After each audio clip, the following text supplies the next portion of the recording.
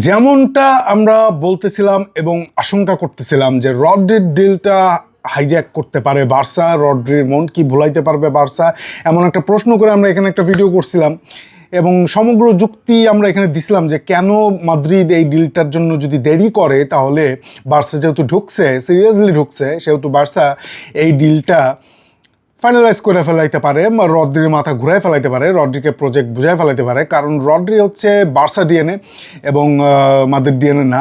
এই জন্য এই সুযোগটা বার্সা কাজে লাগাইতে চাইছিল। আনএক্সপেক্টেড একটা সিচুয়েশন বার্সা দাঁড় করাইতে চাইতেছিল, যে একটা বিশ্বাস তাদের ছিল যে রড্রির যদি তারা বোঝাইতে পারে তাহলে এইটা সম্ভব, যে মাদ্রিদ যেভাবে আগে ছিল রড্রির জন্য, কারণ রড্রির জন্য আর কেউ ছিল না 50 মিলিয়ন দিয়ে, মাদ্রিদই এখানে ছিল। মাদ্রিদ ওয়েট করতেছিল সিটির গ্রিন লাইটের জন্য এবং সিটি ওয়েট করতেছিল, সিটি নিজেও এটা রদ্রিকে রেখে দিতে চাইতেছিল, এবং যেটা হচ্ছে যে সিটি একটা ভালো দাম নেগোসিয়েশনের এখানে ব্যাপার স্যাপারটা চলতেছিল। ঠিক ওই মুহূর্তে বার্সা ঢুকে এই রড্রির ডিলে তারাও টেবিলে 50 মিলিয়ন নিয়ে হাজির হয় এবং তারা জানে, তারা বলতেছিল এইরকম, বার্সা এরকমটা জানতো যে রড্রি মাদ্রিদে খেলতে চায় এবং মাদ্রিদ রড্রির জন্য আগ্রহী।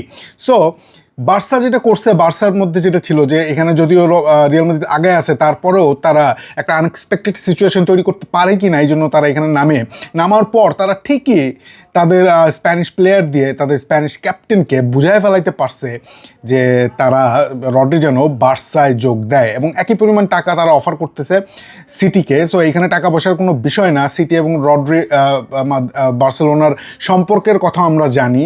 এখন চারপাশে যা চলতেছে, নিউজ রিপোর্ট যা আসতেছে, বার্সা কমিউনিটি থেকে যা আসতেছে, বার্সা ফ্যানদের কাছ থেকে যে ধরনের কনফিডেন্স পাওয়া যাইতেছে, সেখান থেকে বোঝা যাইতেছে যে রড্রির ডিলটা সম্ভবত বার্সার দিকেই যাচ্ছে।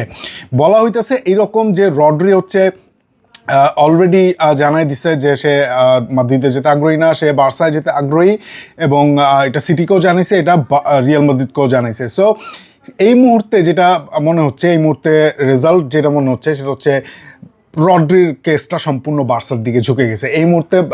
বার্সার জন্য কংগ্রেচুলেশনস, এবং রিয়াল মাদ্রিদের জন্য যেটা বলার সেটা হচ্ছে যে খুব দ্রুত রড্রির অল্টারনেটিভ খুঁজে বের করা, কারণ রড্রির জন্য রিয়াল মাদ্রিদ খুবই কনফিডেন্ট ছিল।